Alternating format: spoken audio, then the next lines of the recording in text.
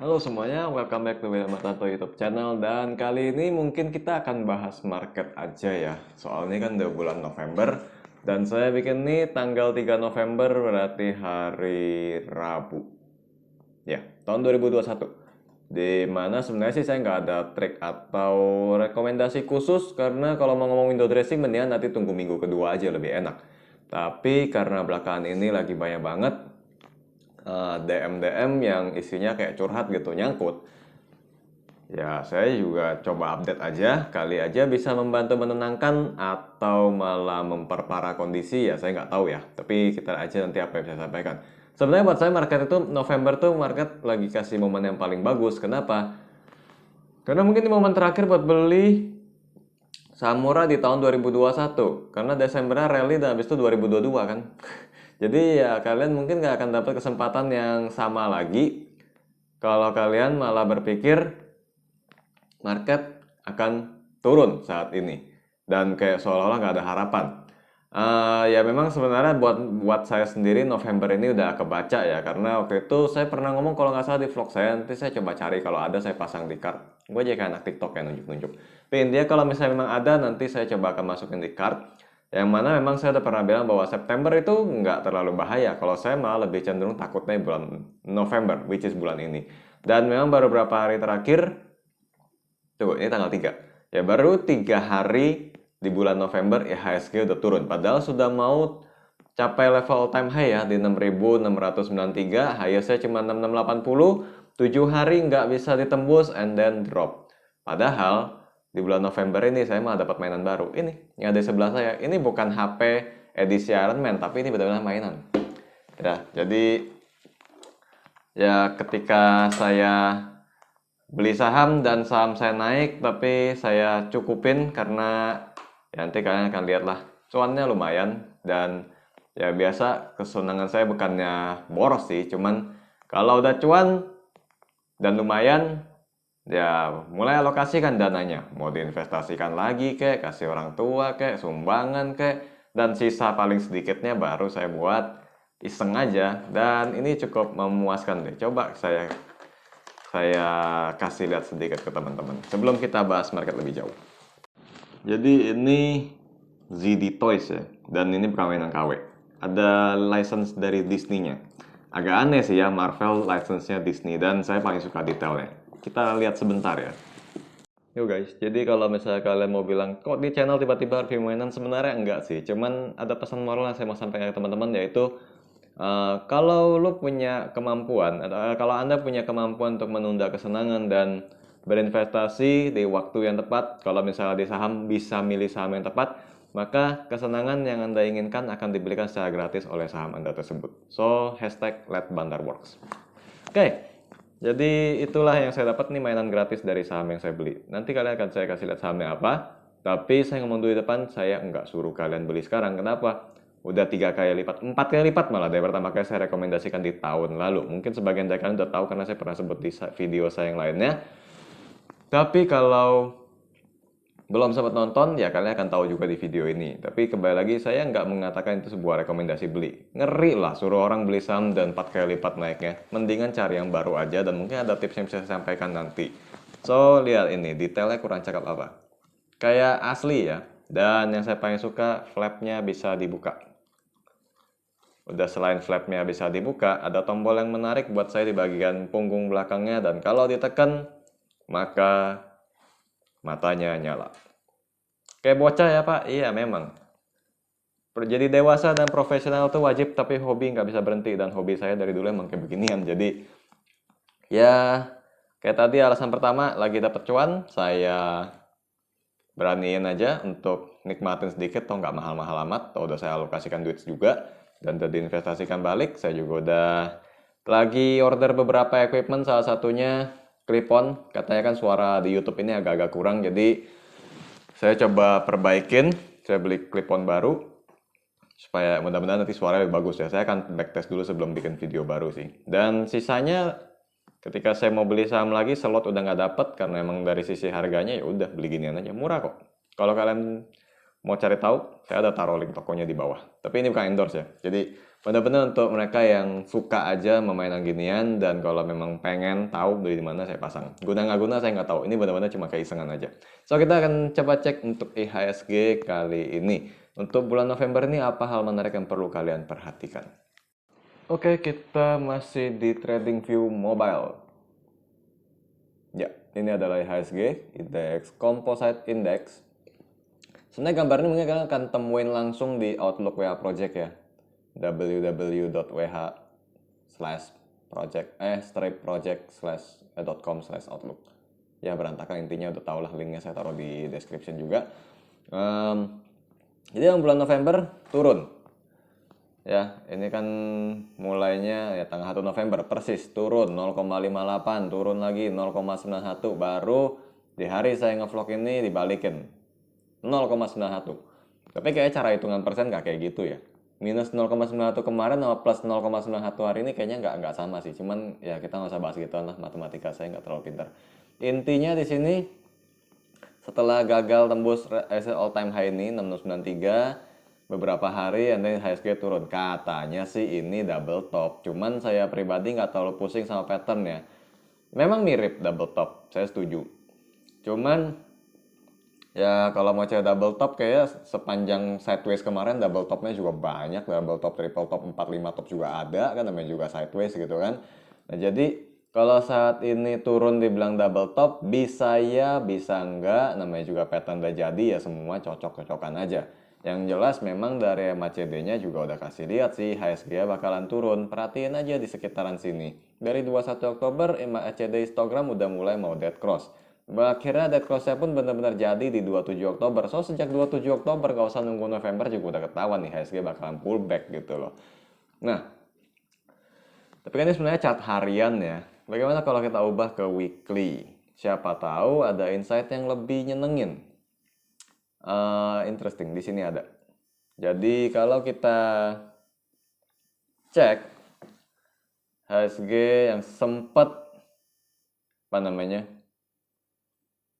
bearish divergence ya di tahun 2021 kurang lebih Februari itu sudah patah tren. Jadi memang di sekitaran sini sejak 9 Agustus sudah arahnya naik sampai hari ini, dan di weekly chart belum selesai, belum dead cross lagi. Akan sih, cuman ya mudah-mudahan jangan ya.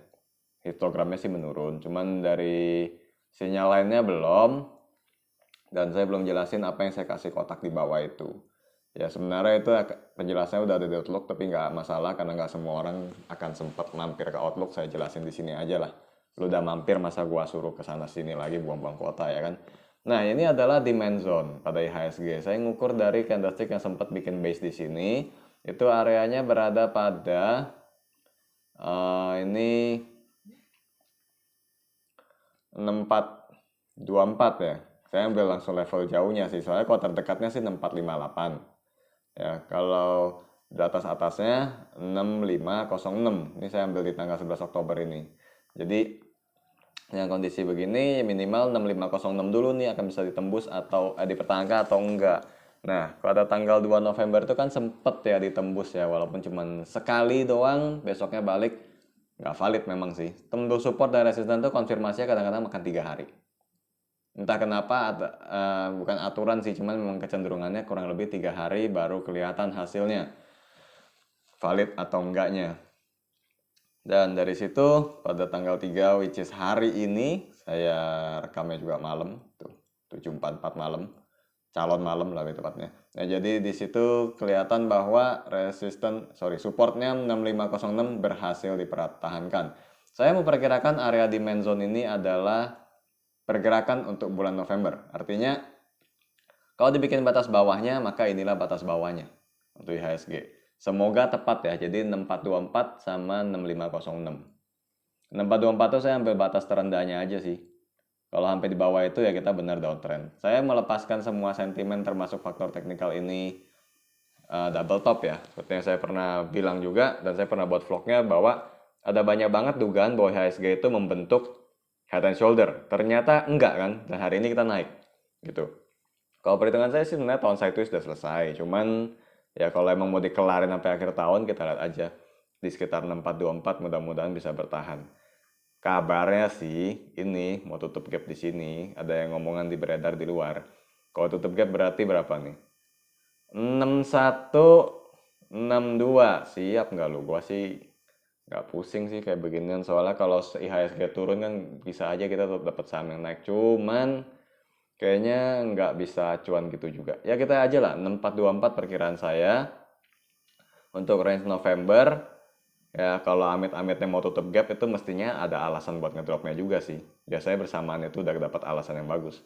Entah tapering off kah, tapi saya nggak yakin. Tapering off tuh udah kebanyakan diberitain, mestinya efeknya nggak signifikan. Karena marketnya juga udah siap-siap gitu loh. Jadi kalau misalnya sampai mau jatuh pun, kalian akan lihat market jatuh, volumenya juga kecil, ya mungkin pada buang barang di atas gitu. Dan kita akan lihat itu udah waktu dekat. Tapi kalau Anda nanya pendapat saya, sama kayak saya selalu ngomong di media, untuk sesuatu yang diberitakan berkali-kali, kayaknya efeknya nggak signifikan. Jangankan berita berita luar negeri, IPO Bukalapak kayak gitu kan hasilnya, cuma 1,5 hari terus turun kan sampai hari ini. Jadi ya kalau sesuatu dihebohkan terlalu besar, menurut saya sih efeknya nggak signifikan, dan itu yang saya harapkan terjadi juga di market kita. Sedangkan secara historical ya IHSG kan akan naik ya di Desember. Jadi mungkin sebenarnya kalian cuma dituntut tuh bertahan 1 bulan. Kuat nggak? Daripada kalian bertahan dengan sideways 6 bulan yang sebelumnya, kali ini mungkin cuma 1 bulan, habis itu kita window dressing yang mana di gimmicknya orang-orang akan bilang Santa Rally dan Januari Effect. Ya saya nggak terlalu mau ikutan nama-nama kayak gitulah. Menurut saya aneh aja kayak di bulan Januari orang akan terprogram secara khusus beliin saham sampai naik, nggak gitu juga sih. Tapi intinya ada window dressing dan secara historical naik, ya udahlah. Intinya kalau sampai kondisi begitu sabar aja, cuman 1 bulan, masa nggak bisa gitu kan.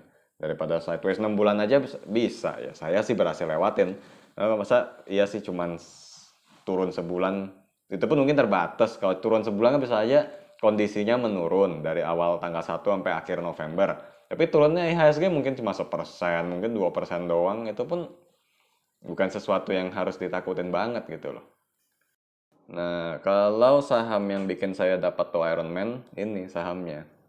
Saya dulu belinya tahun lalu, waktu saya seminar di Medan. Dan metodenya pun sebenarnya pernah saya ajarin, cuman gitulah. Kadang yang bikin sebel kalau ingat sama saham ini tuh saya diketawain. Kenapa? Dibilangin metode yang coba works di saham gorengan, padahal tuh kurang lebih bulan Maret waktu harganya masih sekitaran ya sekitar 500-an lah. Saya sendiri beli average-nya 508 dan udah jual di 1.800.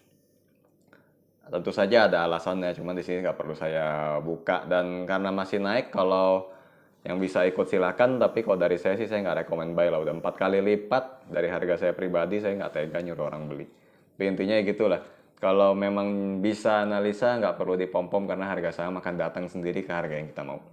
Akan kasih sendiri cuan yang kita mau, nggak perlu gerakin orang. Dan kalau kalian lihat saham ini jarang banget kan ada yang pom-pom. Saya baru bahas juga ini juga setelah setahun gitu.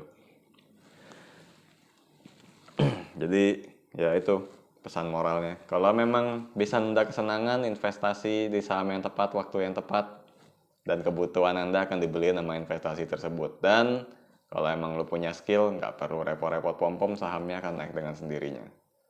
Ya, saya udah nggak punya posisi di sini, jadi saya nggak merasa membahas ini sama dengan ngajakin orang beli. Lu beli juga gua nggak dapat apa-apa kok, udah jual di 1.800. Nah, jadi tadi kan biarpun kita tadi review IHSG, kalian udah ngeliat sendiri bagaimana peran dari indikator MACD itu masih sangat works ya sampai pada saat ini ya. Jadi kalau misalnya kalian mau ukur kira-kira kapan mau averaging down saham, coba aja pakai MACD yang tadi caranya saya kasih lihat. Parameter atau settingan MACD-nya nggak perlu diubah, default aja dari program. Trading view tadi atau OLT kalian masing-masing setahu saya sama aja sih. Dan saya sih lebih seneng yang standar ya, karena kalau bisa dijadikan standar dan internasional kan berarti kan kita pakai sistem luar negeri, berarti works hampir di semua saham. Jadi ya udah nggak perlu disetting macam-macam, daripada nanti cuma cocok di kondisi tertentu doang. Tiap ganti saham harus setting lagi kan capek. Nah, kali aja dengan cara begitu kalian bisa dapat timingnya. Kenapa saya ngomong begini? Soalnya ini saya bikin vlog baru di hari ketiga bulan November. Bottom-bottomnya IHSG atau saham yang kalian tanyain saya juga belum tahu gitu kan. Mungkin di pertengahan baru kelihatan. Kalau MACD histogramnya udah mulai pendek, udah mulai ada bullish divergen dari MACD sinyal lainnya, mulai ada akumulasinya, arus dana yang mulai kencang, mungkin baru ketahuan dari situ. Tapi kalau pada saat itu, saya update-nya lewat dari mana? Paling Telegram channel, kayak yang saya pasang linknya di description, atau di Outlook kayak biasanya. Tapi kita bilangnya juga secara teknikal, which is telat ya, keburu sinyal udah jadi. Makanya saya kasih tipsnya untuk dijalankan secara mandiri.